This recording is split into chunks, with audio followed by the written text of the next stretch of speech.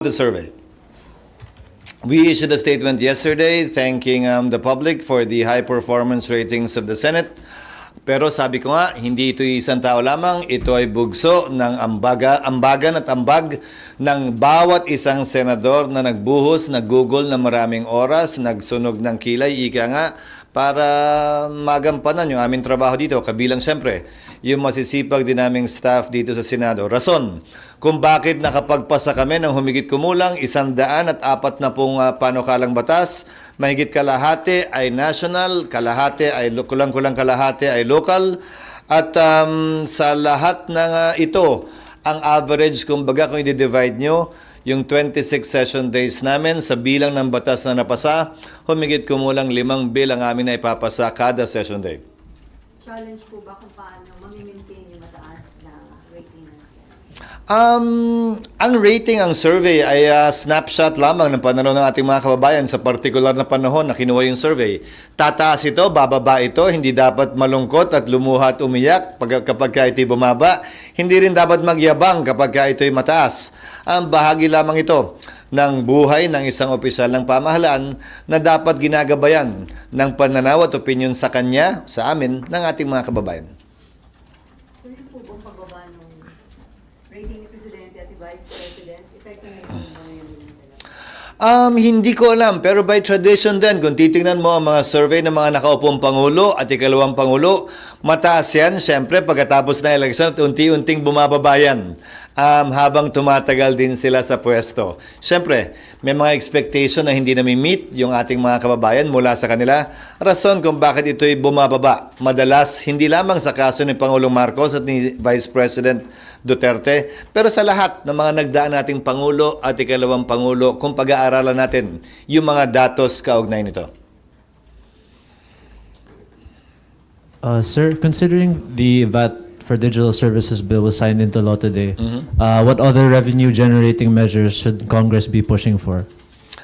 I think that would be the only one pending in LEDAC that would seek to generate revenues from those engaged in digital marketing here in the Philippines, from outside.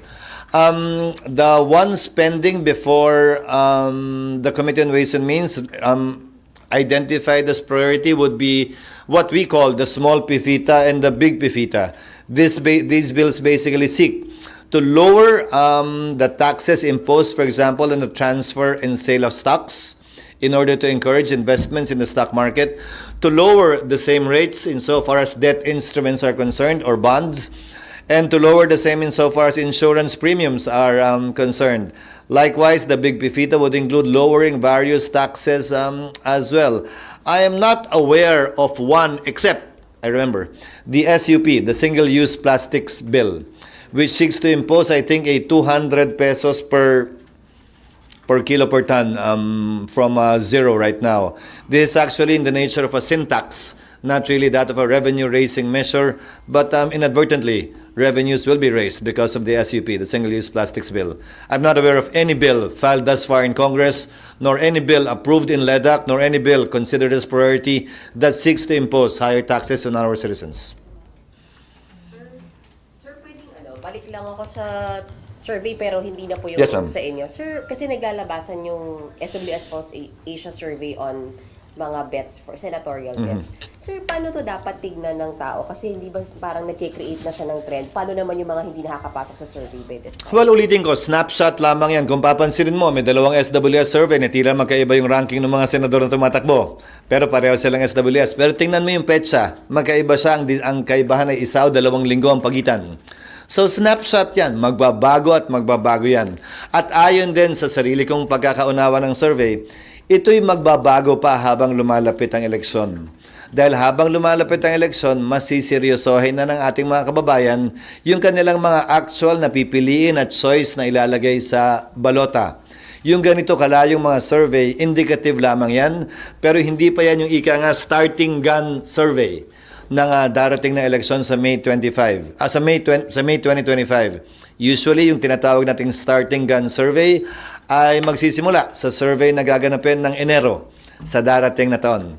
Yun ang on your mark, get set, go na survey, ika nga, na tinuturing ng mga kandidato at hindi yung ganito kaagap ang mga survey. Sir, hindi ba sa parang nag-create undue advantage dun sa mga pumapasok sa top 12? Kasi syempre names na nila yung, tsaka nasasama sila sa mga news. Well, Names depende sa paniniwala mo. Ang Pilipinong botante ba ay Lyamadista o Dehadista? Kung pelikula ang pagbabasihan, Dehadista ang Pilipino at hindi Lyamadista. So, depende. Wala pang survey na ginagawa para tingnan at masabi na ang Pilipino ay boboto sa nagkataon lamang na lamang ngayon o mataas ngayon sa survey. Ika nga kasabay ng bandwagon effect. Walang ganun datos kaugnay sa pagpili ng mga kandidato sa parte ng electorate natin. So parang based on your experience din naman, Sir, ilang beses na kayong tumakbo po, parang hindi naman nadadala yung mga botante sa mga ganitong survey, sir? Ang pinakauna at malaking kasalanang pwedeng gawin ng sinumang kandidato ay maliitin ang kaisipan at kapangyarihang pumili at magpasya ng ating mga kababayan. Hindi dapat ginagawa ng kandidato yun. Kasabay ng pagtakbo ng sinumang kandidato, dapat mataas na pagtingin sa pananaw ng ating mga kababayang elektor na pumili ayon sa kanilang ninanais at personal na desisyon. Hindi dahil nagkataon lamang na lamang mataas o sikat ang isang kandidato. So wala kayo nakikitang basis para ipagbawal yung mga survey? Wala. Meron na yatang sinubukang batas na gawing ganun dati, di ba? Ano ba nangyari? Nakalimutan ko na yun eh. Pinayagan ba o hindi? Yun nga sir, anong tingin ninyo? Kasi nga, give it undue advantage talaga siya eh. Lalo na yung mga nakakapag-bayad sa survey. Sir, kasi di ba meron mga survey na Commission. pinakasama talaga yung mga pangalan? Hindi naman. May regular surveys na hindi bayad ng kandidato. Ito ay sponsored na, may sariling mga sponsor, yung mga surveying companies. Mapa Okta man yan, mapa SWS, mapa Pulse Asia, o anumang surveying company. Pero labas doon, o dagdag pa doon, kung magra-rider question ng kandidato, pwede ring magpa-commission ng isang survey, at kapag ka ito ay privately commissioned survey ng isang kumpanya, ng isang negosyante, ng isang grupo, ng isang partido, may decision sila kung ilalabas yan o hindi. Pero yung regular survey conducted by these surveying companies, lumalabas talaga yan. Quarterly man o semi-annually o yearly. Nilalabas talaga nila yan, open to the public, at wala yang pinipili din kung sinong pangalan ang ilalagay, sinong pangalan ang hindi ilalagay. Pero suriin din nyo yung mga survey. Dahil hindi pa naman tapos ang filing of certificates of candidacy, ang dami nilang pangalan nilalagay doon na maaari namang hindi tumakbo. So, hindi porket nasa page 2 o page 3 yung kumakandidato o kakandidato, gano'n na sa kababa. Dahil pag tinanggal mo yung mga hindi tatakbo, makikita mo talaga yung totoong numero. So, yung survey na gagawin matapos ang last day of filing, dahil wala naman ng substitution ngayon ayon sa COMELEC, na hindi dahil sa namatay o nagkasakit o na-incapacitate, halos yan na yung makikita nating kandidato. Pero ang starting at beginning gun ika nga sa karerang ito, tingin ko ay yung survey pa rin ng Enero.